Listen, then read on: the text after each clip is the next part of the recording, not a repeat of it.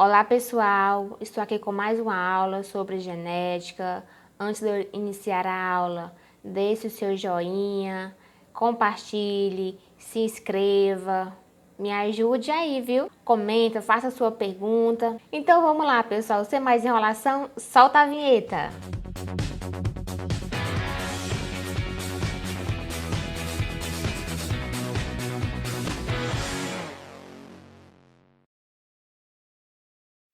A genética é uma área da biologia que estuda os mecanismos da hereditariedade ou herança biológica, ou seja, a semelhança entre pais e filho. Nós vamos estudar um pouco sobre essas características em que os filhos herdam dos pais, ou até mesmo alguns tipos de seres vivos, animais, aves. Vamos conhecer agora os principais conceitos genéticos e vamos entender cada um deles. Vamos falar sobre as células haploides e células diploides. Nas células diploides, são aquelas que possuem dois conjuntos de cromossomos. Observe que aqui nós temos dois conjuntos, é como se fosse dois pazinhos de cromossomos, como é o caso do zigoto, que possui um conjunto de cromossomos originários da mãe e um originário do pai.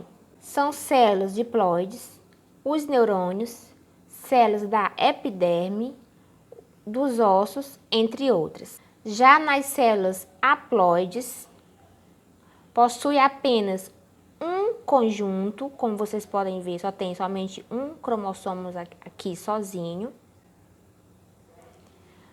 Nos animais, as células sexuais ou gametas são haploides. Essas células possuem metade do número de cromossomo das espécies. As células do corpo da maioria dos organismos são diploides, ou seja, nelas os cromossomos ocorrem aos pares. Como vocês podem ver aqui, né, ó, sempre vão estar junto. Há 2 cromossomos de cada tipo. Os cromossomos de um mesmo par possuem o mesmo tamanho e a mesma forma. São chamados de cromossomos homólogos. Em cada par, um dos cromossomos tem a origem materna e o outro paterna. Os cromossomos são sequência da molécula de DNA. Aqui são os cromossomos, como vocês podem ver aí na imagem. E aqui é a sequência do DNA, que nós sabemos que o DNA ele vai estar presente no nosso sangue. Vou só aqui dar um exemplo. Como eu já havia falado no início da explicação dessa aula, desse conteúdo. Qual seria a semelhança entre pais e filho? Está presente onde? No nosso DNA. Então, nós sabemos que nós temos a genética tanto do pai quanto da mãe. Então, nessa sequência de DNA vai estar presente a timina, a citosina, a guanina, a adenina. O número de cromossomos ele varia de uma espécie para outra, que no caso ele é apresentado, no caso, por o N. Então, os cromossomos podem ser sexuais ou autossomos. Os cromossomos sexuais são os responsáveis pela determinação do sexo. E os autossomos ocorrem tanto em homens quanto em mulher. Vale lembrar que quando se fala na determinação do sexo, quer dizer se vai ser feminino ou masculino. A espécie humana apresenta 46 cromossomos, sendo 44 autossomos e 2 sexuais. Quando eu falo em 2 sexuais, eu estou falando nos 2 N. Na mulher encontra-se 2 cromossomos sexuais X. No homem, há um cromossomo X e o outro Y. Outro exemplo seria a mosca.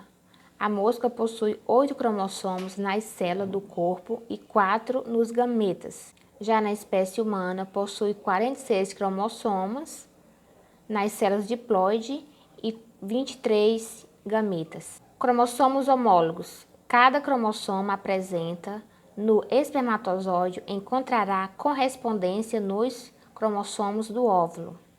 Em outras palavras, os cromossomos de cada gameta são homólogos, uma vez que possui um gene que determina certa característica, organizados na mesma sequência em cada um deles. Então, essas características dos cromossomos homólogos nós podemos citar a cor dos olhos, o tipo sanguíneo, a cor dos cabelos e o crescimento. E também tem outros, né? A cor da pele. Então, isso são características em que você pode ter, né, da sua mãe ou do seu pai. Porque, no caso, os cromossomos homólogos e a localização de alguns genes alelos, eles vão determinar essas características em que eu acabei de citar aqui.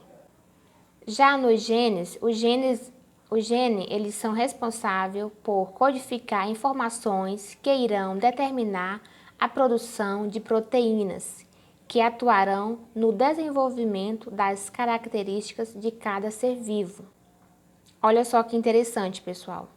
Aqui nós vamos ter o núcleo, certo? Que desse núcleo nós vamos ter o cromossomos, que vai ter essa sequência do DNA, em que vai obter aqui no caso do gene, né? E dentro desse gene, que nós vamos ter as características, certo? Que nós vamos ter essa sequência de timina, citosina, adenina, guanina. Então, aqui, essa sequência é onde vai estar situada, certo? Essa codificação e produção dessa proteína que atuará no desenvolvimento dessas características. Os genes também, eles são considerados a unidade funcional da hereditariedade, ou seja, dessa herança hereditária que você vai ter alguma semelhança de pai, de mãe. Os genes, eles podem ser alelos, são aqueles que ocupam o mesmo locus em cromossomos homólogos e estão envolvidos na determinação de um mesmo caráter. Eles são responsáveis pela determinação de certa característica.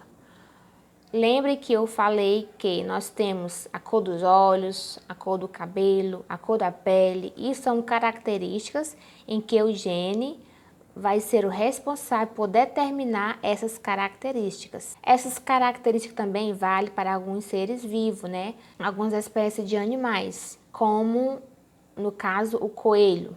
O coelho ele possui variações, né, de semelhanças, de características diferentes umas das outras. É o coelho marrom, o coelho branco. Além disso, ocorre aos pares, sendo um de origem materna e o outro de origem paterna. E o lugar onde o cromossomo, onde um gene está situado, se chama-se loco, certo? Que esse loco quer dizer gênico.